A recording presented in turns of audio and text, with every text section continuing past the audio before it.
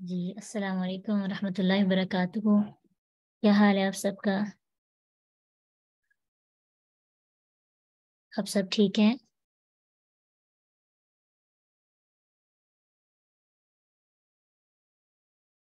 الحمد للہ بنعمتہ تتم الصالحات۔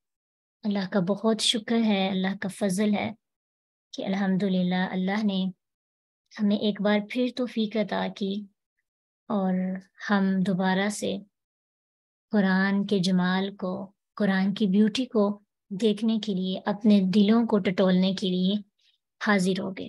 یہ اللہ کی خاص رحمت ہوتی ہے۔ سمجھیں کہ اللہ چوز کرتے ہیں کچھ بندوں کو ان کاموں کے لیے، تو بس یوں سمجھیں کہ رب العالمین نے آپ کے کل کے اخلاص کو دیکھتے ہوئے آج آپ کو لے آئے۔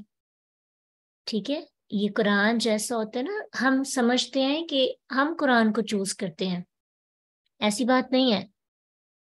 قرآن ہمیں چوز کرتا ہے کہ اچھا کون ہے جو میرے قابل ہے، کون ہے جس کے دل میں یہ بات اثر انداز ہو سکتی ہے۔ تو بس اس لیے ہر بار سب سے پہلے لَإِن شَكَرْتُمْ لَأَزِيدَنَّكُمْ، یا رب تیرا بہت شکر ہے، اتنی ٹف روٹین بیزی ہم سب ہوتے ہیں، فرسٹ پرائیورٹی تو قرآن کی ہونی چاہیے، لیکن جیسے ہمارے حالات چل رہے ہیں ہم قرآن کو فرسٹ پرائیورٹی بنائیں گے تو وہ بنے گا۔ تو رب العالمین نے ہمیں چوز کیا اپنے قرآن کے جمال کو دیکھنے کے لیے، سمجھنے کے لیے۔ کل جو باتیں سیکھی تھی، کل تھوڑا ایشو بھی تھا تو شاید آپ کو اتنے اچھے سے سمجھ نہ بھی آ سکی ہوں۔ ہاں ایک بار ان کو پھر ریپیٹ کرتے ہیں۔ کل بیسیکلی ہم نے تدبر سیکھا تھا، اور تدبر جو ہے اس میں ہم نے یہ سیکھا کہ تدبر کے بغیر قرآن عمل میں نہیں آتا۔ قرآن کو پڑھ لینا کافی نہیں، قرآن کو سمجھنا، اس کو پریکٹیکل امپلیمنٹ کرنا ضروری ہوتا ہے۔ تدبر کا مطلب ہی یہ ہوتا ہے کہ آپ کسی چیز کو سمجھیں، اس کی حکمت کو پہچانیں، اس کے کیوں کو تلاش کریں کہ اللہ نے یہ نازل کیوں کیا۔ یہ آیت، یہ واقعہ، یوسف علیہ السلام کا قصہ، آدم علیہ السلام کا قصہ، یونس علیہ السلام کا قصہ، موسیٰ علیہ السلام کا بارہا جو قصہ بیان کیا گیا ہے، آخر یہ کیوں بیان کیا گیا؟ تو جب ہم کسی بھی چیز کو، کسی بھی آیت کو پڑھتے ہیں تو اس کے کیوں کو ڈھونڈ لیتے ہیں نا، تو سمجھے ہمیں تدبر کرنا آ گیا۔ پھر اس کے بعد ہم نے تدبر کی کچھ علامتیں بھی دیکھی تھی، یاد ہے؟ کس کس کو یاد ہے تدبر کی علامتیں؟ چلیں جلدی جلدی بتاتے جائیں تاکہ ہمارا ریکیپ ہو جائے، اور پھر ہم آگے اگلی ایک آیت بھی سیکھیں گے انشاءاللہ۔ جی، تدبر کی ایک علامت تو یہ بھی تھی کہ انسان خشوع کے ساتھ بڑے غور و فکر، یعنی قلب اور فکر کے ساتھ کیا کرتا ہے؟ تلاوت کرتا ہے۔ اوکے، قلب و فکر کے ساتھ تلاوت کرتا ہے۔ تو اس بار ہم نے پوری کوشش کرنی ہے کہ رمضان میں جتنا بھی قرآن پڑھیں، کوشش پوری ہو کہ یار اب کچھ تو ہمیں سمجھ آ جائے۔ اور پھر خشوع کے ساتھ جب انسان تلاوت کرے، ایمان بڑھ جاتا ہے۔ پھر انسان جب گزرتا ہے، اللہ تعالیٰ کی نعمتوں کے تذکرے سنتا ہے، خوشخبری سنتا ہے، تو اللہ کا شکر بھی ادا کرتا ہے۔ Very good. قرآن کی تلاوت میں آنسو کب؟ یہ خود ساختہ یا کسی کو دکھانے کے لیے نہیں، اس کے لیے آنسو انسان کے دل سے خود نکلتے ہیں۔ کیوں؟ جب انسان کو قرآن کی سمجھ آتی ہے، وہ باتیں جو بڑی عرصے سے ہمیں سمجھ نہیں آ رہی ہوتی، اچانک سمجھ آتی ہیں، یا اللہ تعالیٰ ایسے لوگوں کا تذکرہ کرتے ہیں جو اللہ کا انکار کرتے ہیں، تو ان کی سزا اور ہم لوگوں کے اعمال۔ تو جب ہم ایسی چیزوں کو ریلیٹ کرتے ہیں نا، تو پھر انسان خود بخود اس کے اوپر خوف طاری ہو جاتا ہے۔ پھر ایسا ہوتا ہے کہ خوف طاری ہونے کے بعد پھر انسان کو سکون بھی ملتا ہے، انسان پر سکینت کا غلبہ طاری ہو جاتا ہے۔ تو انشاءاللہ اس دفعہ کوشش کرنی ہے نا آپ نے، تلاوت اس طرح سے کریں، حق تلاوت ہی، تلاوت کے 3 حق ہوتے ہیں. سب سے پہلا حق تلاوت کا یہ ہوتا ہے کہ آپ کو قرآن پڑھنا آنا چاہیے، ریڈنگ آنی چاہیے اچھی، تجوید اس کے لیے ضروری ہے. سیکنڈ اس کا حق یہ ہے، اس کا رائٹ یہ ہے کہ قرآن کو سمجھا جائے. اگر ہم قرآن کو نہیں سمجھیں گے نا تو قرآن کا حق نہیں ادا کر سکتے. تو یہ بھی قرآن کا ایک رائٹ ہے. تیسری چیز کہ انسان نے پڑھ بھی لیا، انسان نے سمجھ بھی لیا، عمل، اور عمل کے لیے تدبر ضروری ہے. بس کل یہی سیکھا تھا کہ عمل، تدبر کا خلاصہ اور نچوڑ کیا ہے، یعنی کیوں کرنا چاہیے. کوئی آپ سے پوچھ سکتا ہے نا، میں فلاں تفسیر سے مطالعہ کر کے قرآن کو سمجھ رہی ہوں، لیکن مجھے تدبر کی ضرورت نہیں پڑتی، مجھے سمجھ آ جاتی ہے. تدبر بیسکلی پتہ کیا ہوتا ہے؟ آپ کے سامنے ایک آئینہ ہے نا، آپ اس آئینے کے سامنے جا کے کھڑے ہو جائیں، آپ چیک کریں کہ لپسٹک صحیح لگ گئی ہے، آئی برو جو ہیں اس کی بال ادھر ادھر تو نہیں بکھرے ہوئے، اور آپ کی آئیز بالکل سیٹ ہیں، آپ کے بال بالکل سیٹ ہیں، آپ کا اسٹالر جو حجاب لیا ہے سیٹ ہے. اگر آپ نے نکاح کرنا ہے تو آپ دیکھتے ہیں، یعنی خود کو سنوارتے ہیں آئینے کے سامنے کھڑے ہو کے نا. بالکل ایسے ہی تدبر ہوتا ہے کہ آپ نے قرآن کے سامنے کھڑے ہو جانا ہے. یہ سمپل، جن کو تدبر کی سمجھ نہیں آتی نا ان کے لیے تشریح کہ آئینے کے سامنے کھڑے ہو جائیں، کھڑے ہو کر دیکھیں ابھی آج میں نے یہ آیات پڑھی، ان آیات کے مطابق میری زندگی میں کہاں کمی رہ گئی ہے. مثلاً آج ہم ایک بڑی خوبصورت سی آیت پڑھیں گے، دیکھنے میں بڑی سمپل سی ہے، ہم سمجھتے ہیں کہ اس کا تو عام سا ترجمہ مطلب ہو سکتا ہے، لیکن یقین جاننے مجھے خود لگ رہا تھا کہ ابھی کچھ دن پہلے میرے سے کچھ کمی ہوئی، تو اگر میں نے اس آیت کو اس دن پڑھا ہوتا تو مجھے سمجھ آتی تھی کہ میں نے یہ نہیں کرنا. یعنی چاہتے نہ چاہتے لاشعوری طور پر ہم ایسی غلطیاں کر رہے ہوتے ہیں. تو بس عام سادہ سے الفاظ میں یہی ہے کہ آپ نے قرآن کے سامنے کھڑے ہو جانا ہے. یہ نہیں ہے کہ قرآن پکڑ لیں اس کے سامنے کھڑے ہو جائیں، ایسے نہیں. اس کو پڑھ کے نا تو ریلیٹ کرنا ہے کہ یہ میرے لیے آیت ہے اور میں نے اس کو اپنی لائف میں کیسے امپلیمنٹ کرنا ہے. تو اگلی آیت کے لیے، قرآن کی خوبصورتی کے لیے، جمال کے لیے تیار ہے؟ ہم سفر کرنا شروع کریں. ٹھیک ہے، سب کو بٹھا لینا، سیٹ بیلٹ باندھ لیں. کیوں ضروری ہے سیٹ بیلٹ؟ اور قرآن کا سیٹ بیلٹ کیا ہوتا ہے؟ اعوذ باللہ من الشیطان الرجیم، بسم اللہ الرحمن الرحیم. کیوں بھلا؟ کیونکہ قرآن پڑھتے وقت شیطان آ جاتا ہے، ادھر سے وسوسہ ڈالتا ہے، نہیں یہ تمہارے لیے نہیں، تم تو اچھی ہو، یہ فلاں بندے نے تمہارے ساتھ غلط کیا تھا، یہ اس کے لیے آیا تھا، اس کو سنوانا، اسٹیٹس پہ لگا لیتے ہیں، اس کو پتہ چلے گا اس نے میرے ساتھ. ہم عموماً ایسے ہی کرتے ہیں، کوئی بھی چیز اچھی ملتی ہے نا ہم اپنے لیے نہیں رکھتے، دوسروں کے لیے اسٹیٹس پہ ڈال دیتے ہیں. یقین جانے یہ ان معاملات کی وجہ سے ہم اپنی تربیت ہی نہیں کر پاتے. تو یہ شیطان کے حملے ہوتے ہیں کہ وہ انسان کو اس طرح سے کرتا ہے. ہاں، اس کے اس قدر حملے ہوتے ہیں کہ انسان کو نا سمجھ ہی نہیں آتی. تو اللہ تعالیٰ ہم سب کو شیطان کے حملوں سے بچائے اور اللہ ہم سب کی حفاظت کرے. ٹھیک ہے، تو قرآن کو جب بھی پڑھتے ہیں نا تو شیطان مردود سے اللہ کی پناہ مانگ لے کریں کہ اللہ تعالیٰ ہمیں اپنی پناہ میں لے لے، ہمیں شیلٹر دے دے، ہم اللہ کے شیلٹر میں، اللہ کی پناہ میں بیٹھ کر سکون سے قرآن پڑھ سکے. ٹھیک ہے، تو اعوذ باللہ من الشیطان الرجیم، بسم اللہ الرحمن الرحیم، رب اشرح لی صدری ویسر لی امری واحلل عقدۃ من لسانی یفقہوا قولی رب زدنی علما اللہم ربنا زدنا علما. آج ہم نے آیت سلیکٹ کی ہے سورۃ بنی اسرائیل، آیت 25.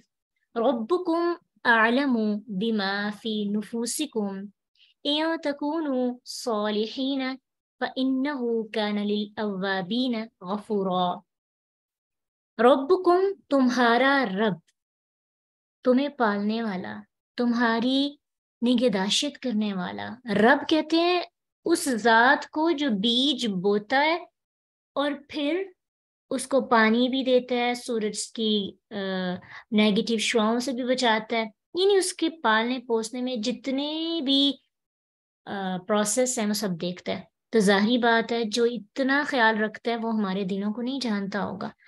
ربکم، رب تمہارا، عالم، زیادہ جانتا ہے. عموماً اس کا ترجمہ زیادہ نہیں لکھا ہوتا، لیکن اس کا مطلب ہوتا ہے کیونکہ یہ عربی زبان کے صیغہ افعال سے ہے، اور افعال کے صیغے پر جو بھی ورڈز آتے ہیں اس میں زیادہ، یعنی ہم کہتے ہیں یہ مقابلہ پایا جاتا ہے. عالم، تمہارا رب تم سے زیادہ تمہیں جانتا ہے. عالم، زیادہ جانتا ہے، بما فی نفوسی، جو کچھ بھی دلوں میں ہے، کم تمہارے. فوکس آج ہمارا ان چند الفاظ پر ہوگا کہ تمہارا رب تمہارے دلوں میں جو کچھ بھی ہے اس کو جانتا ہے. اب ہمارے دلوں میں کیا ہے؟ ہم کہیں گے کچھ بھی نہیں. رمضان آ رہا ہے نا، تو سب سے پہلے ہم نے اپنے دلوں کو ہی پاک کرنا ہے. اگر ہمارے دل ہی نہیں صاف ہوں گے، صاف اس حوالے سے نہیں کہ ہم دوسروں کو معاف کر دیں اور نفرتیں ختم کریں، محبتیں، یہ تو سب کچھ کرنا ہے انشاءاللہ. اس سے بھی انسان کے دل پیور ہوتے ہیں اور عبادات میں خشوع آتا ہے. ایک انسان کا معاملہ ہوتا ہے لوگوں کے ساتھ، اور ایک انسان کا معاملہ ہوتا ہے اللہ کے ساتھ. تو حقوق اللہ اور حقوق العباد کو ہم نے سمجھنا ہے. حقوق اللہ کے معاملے میں بھی اپنے دلوں کو ٹٹولنا ہے، حقوق العباد کے معاملے میں بھی اپنے دلوں کو ٹٹولنا ہے. بیسکلی اس آیت کا اگر آپ سیکو سباق دیکھیں نا، تو یہ آیت جو ہے یعنی کانٹیکس کے اعتبار سے والدین کے بارے میں آئی ہے کہ جو لوگ اپنے والدین کی رسپیکٹ نہیں کرتے یا پھر ان کے ساتھ محبت سے، شفقت سے پیش نہیں آتے، تو بس اگر کبھی آ بھی جائیں تو لوگوں کو دکھانے کے لیے کہ لوگ یہ نہ سمجھیں کہ اپنے والدین کے ساتھ اس طرح سے کرے، اللہ کا حکم مانتے ہوئے نہیں کرتے.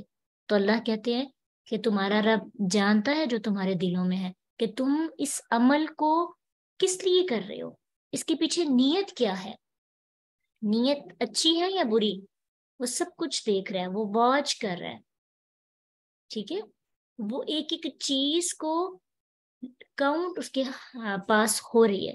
وہ علیم بذات الصدور ہے. تو ہم کیا کرتے ہیں؟ ہم مسکراتے چہرے لیے اور دلوں میں بہت سا نفاق اکٹھا کر کے تعلقات نبھانے کی کوشش کرتے ہیں، اور پھر ہم لوگوں کے پیچھے ان کے ساتھ، یعنی اپنی تنہائی میں لوگوں کے ساتھ کیا معاملہ کرتے ہیں، ہمیں اس کے بارے میں بھی تھوڑا سوچنا ہے. اور پھر اس بارے میں بھی کہ ہم کوئی بھی نیک کام کرتے ہیں، جیسے کہ آپ نے اس سفر کو، جمال القرآن کو شروع کیا، تو آپ کی جو بھی نیت ہے اللہ تعالیٰ اس نیت سے واقف ہے. اگر جس کی نیت جتنی اچھی ہوتی ہے اس کو اتنا اجر ملتا ہے. اللہ کے پاس نیکی جاتی ہے، ایک جیسی نیکیاں ہوتی ہیں 10 12 بہت سے بندوں کی. کسی کو نمبر ملتے ہیں 70، کسی کو نمبر مل جاتے ہیں 20، کسی کو نمبر مل جاتے ہیں 10، کسی کو 100، کسی کو 1000. ایک ہی نیکی مختلف نمبرز، ایسا کیسے پاسبل ہے؟ اللہ تو بہت زیادہ انصاف کرنے والا ہے. اللہ کے ہاں تو انصاف سب سے زیادہ ہوتا ہے، وہ عادل ہے. پھر کیسے ہو سکتا ہے کہ سوال بالکل ایک جیسا ہو؟ جیسے آپ میتھس کا کوشچن کریں گے، سب نے ایک جیسا سوال کیا، آنسر بھی ایک جیسا آیا ہے، سب کو ایک جیسے نمبر ملتے ہیں. اللہ کے ہاں ایسے نہیں ہوتا. اللہ تعالیٰ کہتے ہیں قلم پکڑا تھا تو نیت کیا تھی.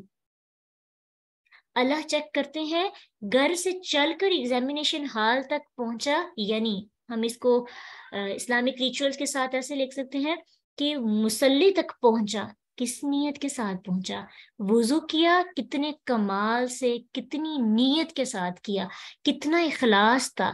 اخلاص تک پہنچے بس ایسے چلتے پھرتے آ گئی ہیں؟ اس کے منتظر تھے جو اس کا 3 بجے سے 3:25 سے جب سے وہ انتظار کر رہا ہے، فرشتے تب سے اس کا اجر لکھ رہے ہیں. جو اس کا سارا دن انتظار کرتا رہا ہے کہ جلدی سے ہم قرآن کے جمال کو پڑھیں، اس کی نیکیاں سب سے زیادہ ہوں گی. یعنی عمل ایک ہی، سب بیٹھ کے سن رہے ہیں، سمجھ رہے ہیں، لیکن صرف نیت کے، دل کے فرق سے اجر میں کمی بیشی ہو جاتی ہے۔ اس لیے کہا جاتا ہے کہ ہم بہت سی نیکیاں کرتے ہیں لیکن ہماری نیتیں کیونکہ درست نہیں ہوتی، اس وجہ سے ہمارے اجر و ثواب میں بھی کمی بیشی آ گئی۔ آپ نے اگر اس وقت کو نکالنا ہے تو آج کا سبق یہی ہے کہ اپنی نیتوں کو خالص کریں۔ اس لیے نہیں کہ میں چیک کرتی ہوں بھلا کیا چل رہا ہے، کیا سسٹم ہے، یا پھر ویسے ہی آپ نے بس چلتے پھرتے لگا لیا اور سنا نہ، یا پھر سنا تو صحیح لیکن دل تک نہ گیا، تو ٹائم تو لگ رہا ہے، کیوں نہ ہم نیت اچھی کر لیں، کیونکہ اللہ کی نظر دل پر ہوتی ہے۔ آپ دیکھیں کہ ہماری باڈی ہے نا، تو ہمارے باڈی پر نظر کس کی ہوتی ہے؟ انسانوں کی۔ تو ہم اس کو کتنا سنوارتے ہیں، کتنا خوبصورت بناتے ہیں، تو جو کچھ ہمارے دلوں کے اندر ہے ہم اس کو خوبصورت کیوں نہیں بناتے؟ اپنی نیت کو خالص کیوں نہیں کرتے؟ اگر ہم دنیاوی کام بھی کریں نا، گھر کے کام کرنے ہیں، یا پھر اب رمضان ہے نا تو آپ سحری بنائیں گے، تو آپ خود ترسی کا شکار نہ ہو کہ سارے آرام سے سوئے ہوئے ہیں، مجھے سحری بنانی پڑ رہی ہے۔ آپ نیت اچھی کریں گے، آپ کو ہر ایک کے روزے کا ثواب مل جائے گا۔ کتنی خوبصورتی ہے، آپ کسی کو افطاری میں کھانا بنا کے کھلائیں گے، ایون کہ آپ دسترخوان پہ بیٹھے ہیں نا، کھجور کی پلیٹ پکڑ کر ہر ایک آگے آگے کر کے کہیں گے کہ کھجور لے لیں۔ لوگوں کو نہیں پتا آپ کس نیت سے دے رہے ہیں، ہو سکتا ہے لوگ پتہ نہیں کیا سمجھے، لیکن آپ کی نیت کیا تھی؟ یا رب میں روزہ افطار کروا رہی ہوں، اور اللہ ثواب کی نیت سے آپ کے اس کو کتنا کتنا زیادہ اجر آپ کو عطا کریں گے۔ پھر اسی طرح لوگوں کی مدد کرنا، لوگوں کے حصے کے، یعنی کچھ لوگ روزہ رکھنے کے بعد ان کی طاقت کم ہو جاتی ہے، آپ ان کی ہیلپ کرنے لگ جائیں، ٹھیک ہے، تو آپ کو کتنا اجر ملے گا۔ ہم سمجھتے ہیں مصلے پہ بیٹھیں، تسبیح پکڑ لیں، 1000 دفعہ درود شریف پڑھیں، 2000 دفعہ آیت کریمہ پڑھیں، تو پھر ہی ہم متقی، پرہیزگار اور نیک انسان بن سکتے ہیں۔ یقین جانے، حقوق العباد کا خیال رکھنے سے نیت بس یہ بنا لیں، نیت میں اللہ ہو اور خدمت مخلوق کی ہو، میں کہتی ہوں کہ اس سے بڑی قربانی نہیں کوئی ہو سکتی، کہ نیت پر کنٹرول ہو جائے۔ کام تو ہم نے کرنے ہیں، کیونکہ ہم نے گھر میں رہنا ہوتا ہے اور عورتوں کو کام کرنے ہی پڑتے ہیں، کام تو کرنے ہی کرنے ہیں، لیکن نیت کو اچھا کریں گے۔ بس یہ ذہن میں رکھیں، میرا رب میرے دل میں جو کچھ بھی چھپا ہے وہ جانتا ہے۔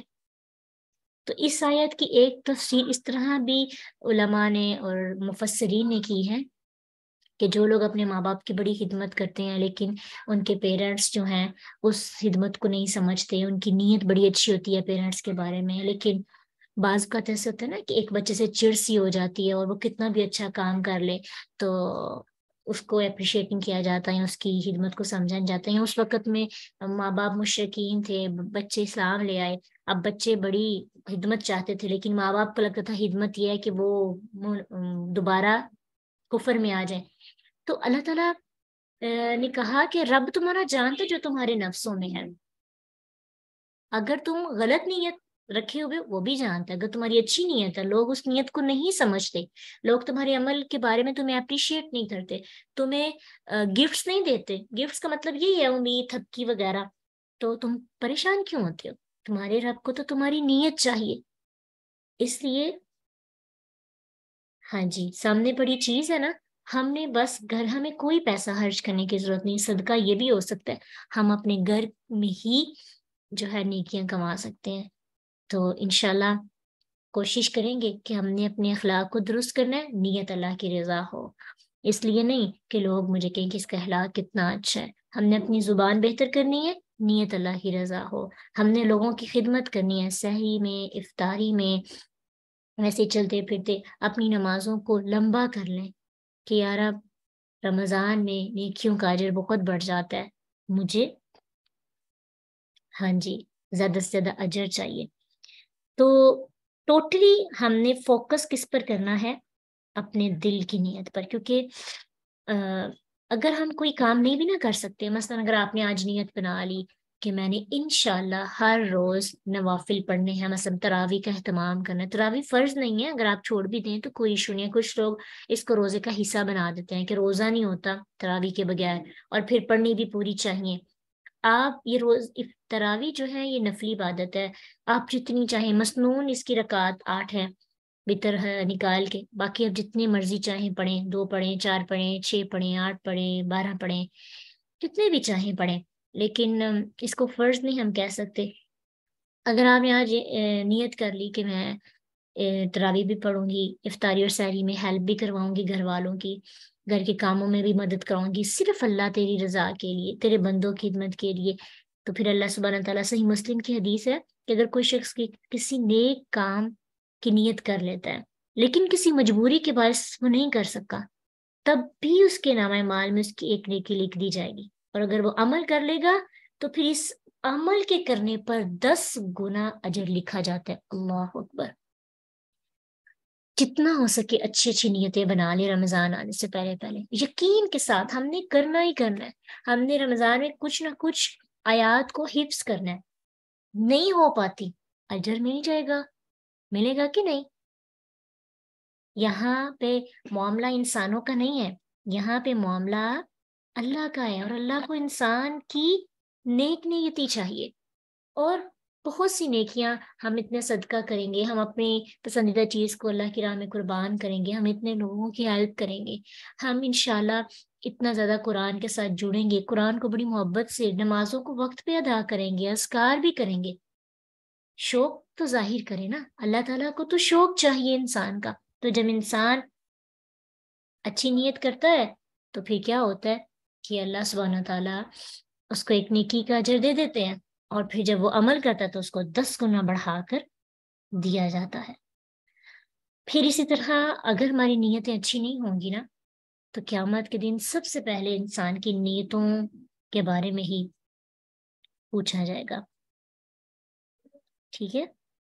سب سے پہلے انسان کی نیت، تو آپ کو وہ حدیث یاد بھی ہوگی کہ سب سے پہلے ایک شخص آئے گا، اس کی نیت اچھی نہیں ہوگی تو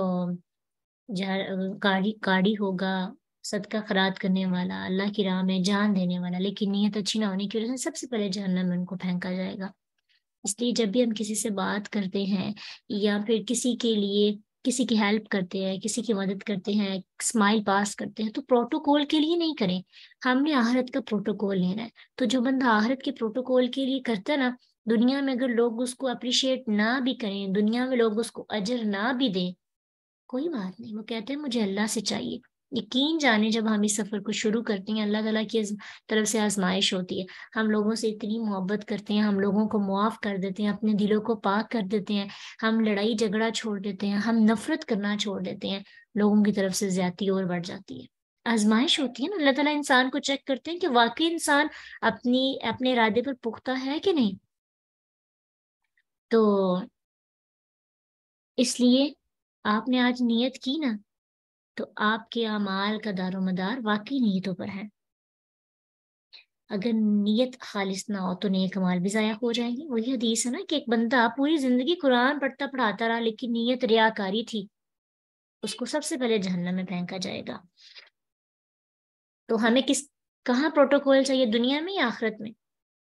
آخرت میں، ٹھیک ہے؟ ٹھاٹ باٹ کے ساتھ، جیسے بھی آپ دیکھتے نا کوئی وی آئی پی بندہ آتا ہے، گزر ہوتا ہے، اس کے لیے پھولوں کے پتیاں لے کے سائڈوں پہ کھڑے ہوتے ہیں۔ ہمیں جنت میں، اور جنت کا پروٹوکول تو اس کے کیا ہی کہنے، پورے اپنے بال بچھائیں گے اور لباس ایسا ہوگا کہ انسان دنگ رہ جائے گا، اس کی تو مثال دی ہی نہیں جا سکتی۔ تو اللہ سبحانہ تعالیٰ کیا کہتے ہیں، ربکم اعلم بما فی نفوسکم، جو کچھ بھی تمہارے دلوں میں ہے، پازیٹیو ہے نیگیٹو ہے، اللہ جانتا ہے، اس لیے بہتر یہ ہے کہ تم کیا کرو، اس کو پازیٹیو بنا لو۔ یہ تکون آگے خوشخبری ہے، اگر تم سے غلطی ہو جائے، کبھی غلطی ہو گئی تو فوراً سے رجوع کرو، کیونکہ اللہ رجوع کرنے والوں کو بخش دیتا ہے۔